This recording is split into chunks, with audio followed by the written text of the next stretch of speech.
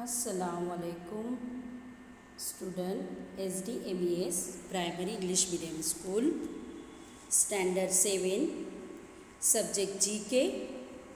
Myself Ghazala teacher, your GK class subject teacher. Okay student, your GK subject teacher. तो student चलो हमारा first session का पहला period हम शुरू करते हैं बिस्मिल्लाहिर्रहमानिर्रहीम से। अलहम्द शरीफ आपको पढ़नी है और इसके बाद हम हमारा फर्स्ट लेसन स्टार्ट करेंगे जो जीके का फर्स्ट लेसन है जिसका नाम है अमेजिंग एनिमल्स। अमेजिंग मतलब जिसे हम सोच भी नहीं सकते, जिसे देख के हमें हैरत होती है, इस तरह से एनिमल्स हम यहाँ पर देखेंगे। और स्टूडेंट जनरल नॉलेज होना तो बहुत ज़रूरी है, चाहे आप कितनी भी बुक्स पढ़ ले, कितने भी मास्टर डिग्री कर ले, but if you don't have any general knowledge then nothing you have to done. General knowledge जिसके पास भरपूर होता है वो इंसान टैलेंटेड होता है, ब्रिलियंट होता है और हमें जनरल नॉलेज रखना बहुत ज़रूरी है। इसी जनरल नॉलेज के अंदर आप देख रहे होंगे जैसे कि टीवी के अंदर भी आप डिस्कवरी वर्ल्ड देखते हो तो उससे हमें जनरल नॉलेज बहुत मिलता है। और आपने देखा होगा जो बड़ी बड़ी एग्ज़ाम्स होती है यूपीएससी, जीपीएससी और ये सारी एग्ज़ाम्स होती है जो आपको देनी होती है एंट्रेंस एग्ज़ाम, तो उसके अंदर most of the questions are related to general knowledge. So general knowledge होना बहुत ज़रूरी है, ये आपके डेली लाइफ में भी काम आता है। ओके स्टूडेंट, तो let's start our lesson number 1 amazing animals. शुरू करते हैं। The pictures of some amazing animals and their remarkable features are given below. Study and remember them. यहाँ पर बताया गया है कि यहाँ पर आपको कुछ पिक्चर्स दिए हैं लेसन नंबर 1 में एनिमल्स के जो अमेजिंग है, रिमार्केबल फीचर्स है, उसको हम स्टडी करेंगे 1 by 1। ओके, अब फर्स्ट जो एनिमल है आपका, ये जो आपको पिक्चर दिख रहा है ये एनिमल से एनाकेडो। देखो इसका पिक्चर मैंने देखा है, ये है एनाकेडो और ये anaconda the most massive python है। Anaconda is the most passive python in the world.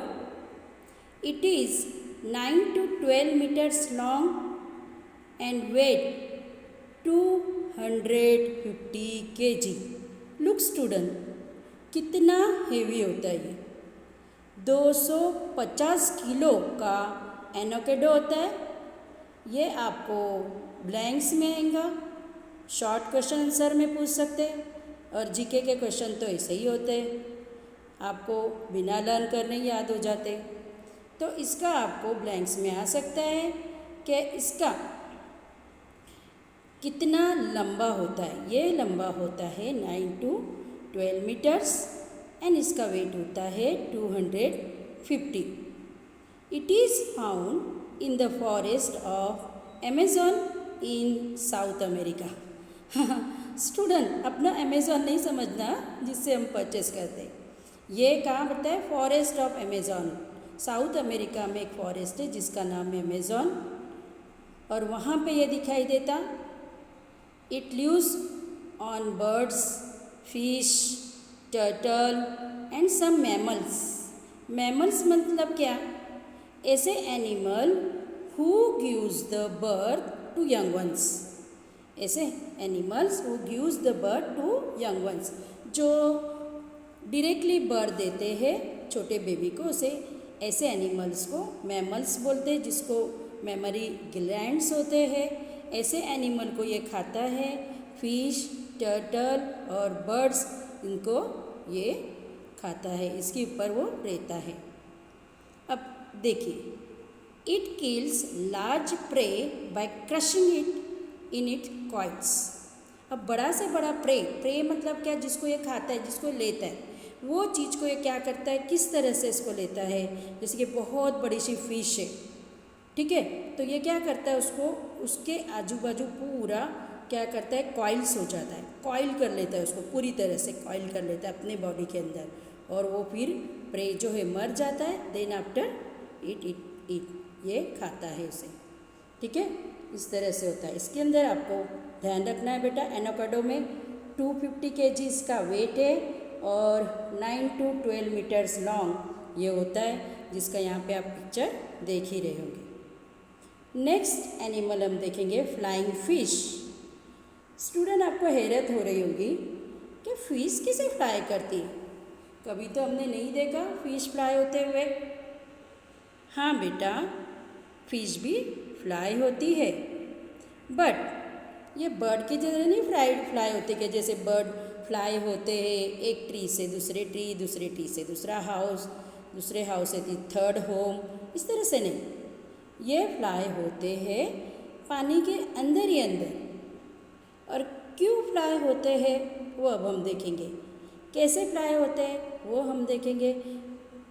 क्या स्टूडेंट, ऐसा कोई स्टूडेंट है जिसने कभी कभार कहीं गए होंगे ब्रिज पे या ओशियंस में, ऐसी फिश को फ्लाई होते हुए देखा है, सडनली देखा है? Very good. चलो चलते हैं, फ्लाइंग फिश के बारे में देखते हैं। Flying fish can not fly like birds, but it takes off high in air up to 3 meters and then glides on the surface up to 200 meters with its huge fins spread out। अब देखो, ये flying fish क्या है, bird के जैसे ऊपर आकाश में नहीं उड़ती है, और ये कब तक ये कितनी ऊंची जाती है, अप टू 3 meters, 3 मीटर तक ही ये फ्लाई होती है, और glides on the surface up to 200 meters। और उसके बहुत ह्यूज फिन्स, देखो उसको फिन्स होते हैं, फिन्स मीन पंख होते हैं, वो अपनी पंख को स्प्रेड करती है, फैलाती है। It does so when it feels sudden fear और शॉक। अब वो कब अपने फिन्स को स्प्रेड करती है, जब उसको अचानक से डर लगता है। जैसे आपको अचानक से डर लगता है तो आप हिचकिचाते हो अचानक से, इसी तरह से उसको कभी सडन फियर और शॉक लगता है, then and then it spread is huge fins. Okay बेटा, जो हम यहाँ पर देखेंगे, देखो किस तरह से उसके फिन्स है, आप पिक्चर में देख रहे हो, ये फिन्स उसको जब सडनली फियर होता है, सडन शॉक लगता है, तो वो जब ऊपर उठ के अपने फिन्स को फैला देती है और फिर वापस अंदर ले लेती है। इसका नाम है फ्लाइंग फिश। ओके बेटा, नेक्स्ट थर्ड एनिमल देखेंगे हम, अमेजिंग एनिमल देखेंगे जिसका नाम है गुड फादर। देखो कितना अच्छा नाम इसका रखा है, निक नेम रखा है, गुड फादर, बहुत अच्छा फादर। आपके पेरेंट्स भी अच्छे हैं ना, आपके अब्बू भी गुड फादर्स है। इसी तरह से देखो, ये सी, इसका नाम है एक्चुअली सी हॉर्स। क्या समंदर में भी घोड़ा होता है बेटा? समंदर में घोड़े को चलते हुए देखा है आपने? ये घोड़ा है समुंदर का, ओके, जिसका नाम है सी हॉर्स, और इसे गुड फादर बोलते हैं। Sea horse has a pouch like a kangaroo. It keeps its fertilized eggs in it.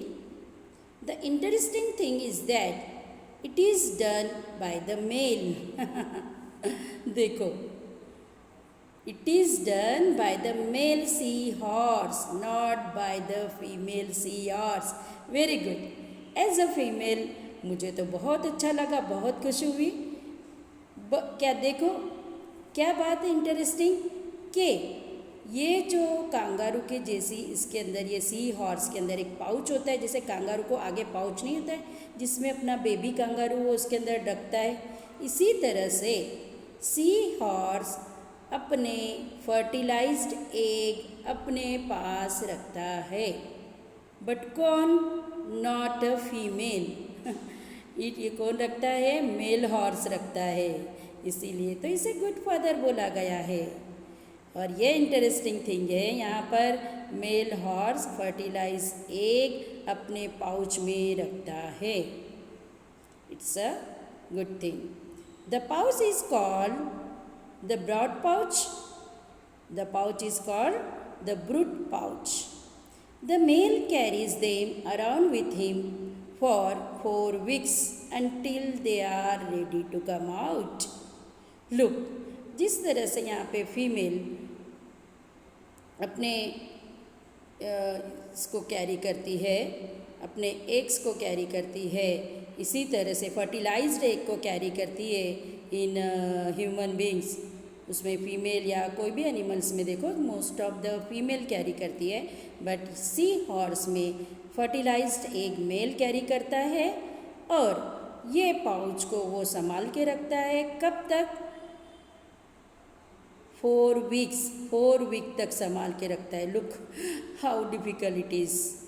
तो वो 4 वीक तक इसको संभाल के रखता है जब तक के बेबी बाहर नहीं आता है। इसको हम देखेंगे पिक्चर्स में, देखो ये इस तरह से होता है, इसीलिए इसे गुड फादर बोला जाता है, क्योंकि वो अपने जो एग से फर्टिलाइज उसको कैरी करता है अपने पाउच में।